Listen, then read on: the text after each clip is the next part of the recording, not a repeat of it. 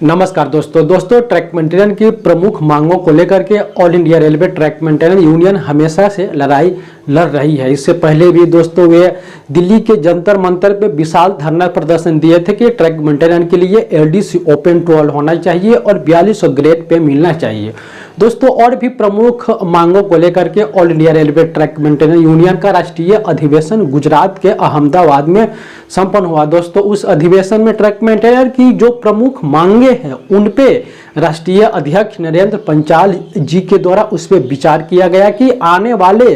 जो 8वां वेतन आयोग आने वाले हैं उसमें ट्रैक मेंटेनेंस की जो अलाउंसेज मिल रहा है उसमें सुधार होनी चाहिए और भी नए अलाउंस ट्रैक मेंटेनर को दिया जाना चाहिए। इसको लेकर के दोस्तों जो all India railway trackman union के राष्ट्रीय अध्यक्ष नरेंद्र पंचाल जी है उन्होंने बताया कि ट्रैक मेंटेनर की जो हार्ड एंड रिक्स भरी ड्यूटी को देखते हुए जो सबसे उच्च श्रेणी का जो रिक्स अलाउंस है R1 H1 के तहत उनको 25,000 रुपया 8वां वेतन आयोग में रिक्स अलाउंस मिलना चाहिए। और ट्रैक मेंटेनर की ड्यूटी बहुत ही संवेदनशील इलाके में होता है, जैसे कोविड में ट्रैक मेंटेनर ने ड्यूटी किया, कहीं जंगल है, पहाड़ हो और भी जैसे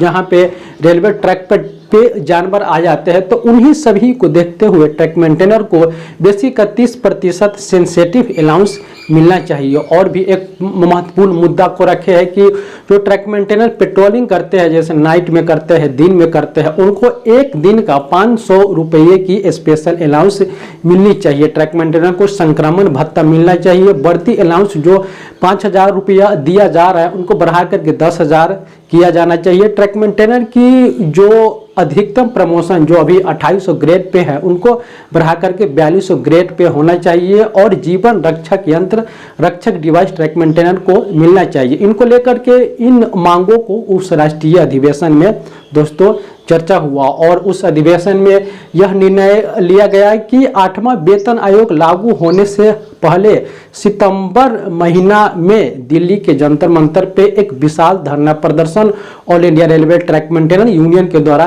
किया जाएगा। दोस्तों पूरे भारत के 2.5 लाख ट्रैक मेंटेनेंस की ओर से इस सितंबर महीने में ट्रैक मेंटेनेंस के द्वारा दिल्ली के जंतर मंतर पे धरना प्रदर्शन होने का यह निश्चित हुआ है। AIRTU के इस अधिवेशन में इनको लेकर के फैसला लिया गया है। दोस्तों यह अच्छी बात है कि 8वां वेतन आयोग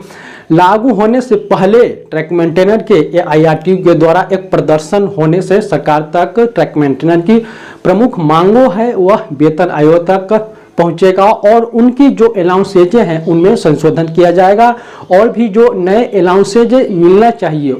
वह भी उस वेतन आयोग में रखा जाएगा। खासकर दोस्तों जो रेलवे ट्रैक मेंटेनर के लिए हाई लेवल सेफ्टी कमेटी है उनके पास भी, जिसका रिपोर्ट अभी तक नहीं आया है, उनके पास भी अपनी मांगों को पहुंचाना है उस दिल्ली के जंतर मंतर पे धरना प्रदर्शन करके। तो दोस्तों यह बहुत ही बड़ा फैसला लिया गया है। पूरे रेलवे के 2.5 लाख से ऊपर जो ट्रैक मेंटेनर है उनके लिए एक बहुत ही बड़ी अपडेट है कि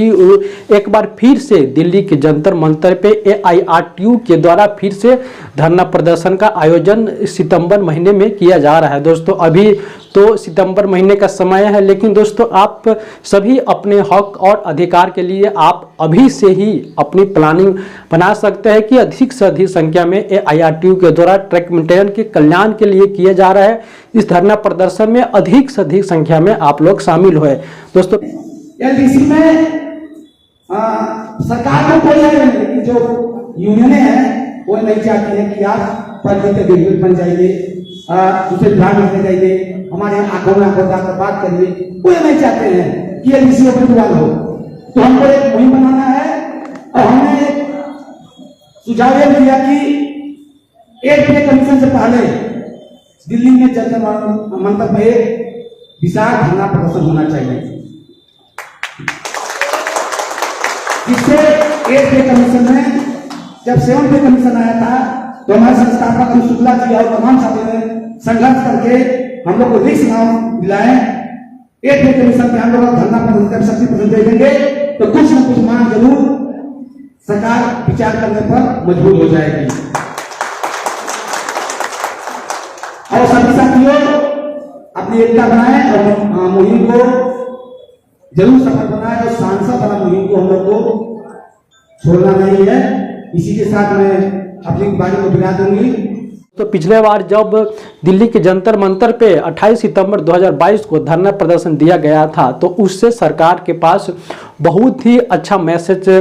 गया था और इसको लेकर के चीफ लेबर कमिश्नर ने एआईआरटीयू के पदाधिकारियों को बुलाया था और लेबर कमिश्नर और एआईआरटीयू के पदाधिकारियों के बीच रेलवे बोर्ड के अधिकारियों की उपस्थिति में अनेकों बार मीटिंग हुआ, जिस मीटिंग का यह परिणाम हुआ कि बहुत सारे जोन में रक्षक यंत्र देना शुरू हो चुका है और जो साइकिल अलाउंस जो अटका हुआ था वह भी उस धरना प्रदर्शन का ही परिणाम था कि बहुत सारे जोन में साइकिल अलाउंस दिया जा चुका है। हालांकि बहुत सारे जोन में अभी नहीं भी मिला है, लेकिन धीरे धीरे करके सभी जोनों में साइकिल अलाउंस और उसका एरियस दिया जाएगा। तो दोस्तों, धरना प्रदर्शन से हमको बहुत ही फायदा हुआ है। तो आने वाले समय में आप लोग भी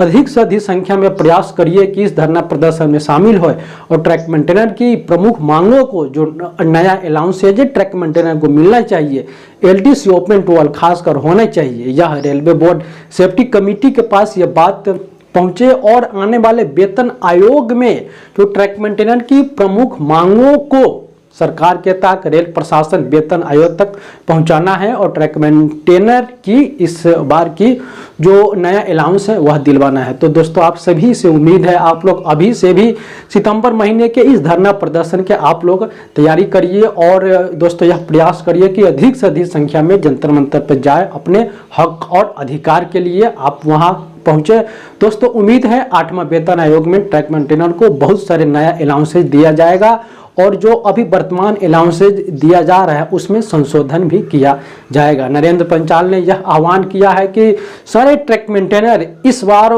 पूरी जोश से, पूरी एकदम मजबूती से अपनी बात रखे हैं और आने वाले समय में हम लोग वेतन आयोग में अपनी मांगे मंगवा के रहेंगे। तो दोस्तों, आप सभी साथियों से उम्मीद है आप लोग अधिक से अधिक संख्या में इस धरना प्रदर्शन में शामिल होंगे और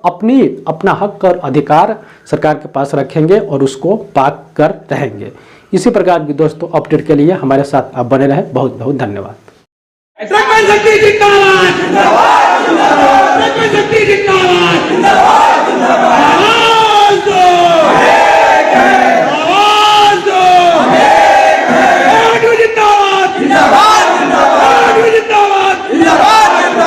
हमारे जो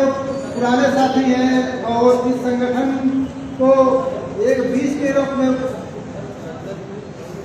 हो के गए हैं, आज वो संगठन इतना बड़ा हो गया है कि वो अपने आप में चर्चा का विषय है और जो हमारे दूर दूर से आए हुए तमाम साथी हैं उनका भी हम स्वागत करते हैं और अभिनंदन करते हैं। साथियों, संगठन जो भी बना होता है वो कोई बेकार नहीं होता है। संगठन हमेशा बनाया जाता है कर्मचारी के हित के लिए, चाहे जो भी संगठन हो। उसकी विचारधारा जो होती है वो कर्मचारी के हित के लिए होती है, मगर उसी संगठन में अगर आदमी विचारधारा से ना बंध करके अगर वो अपने आप को व्यक्ति विशेष की विचारधारा से लेके चलाता है, तभी वो संगठन हमारा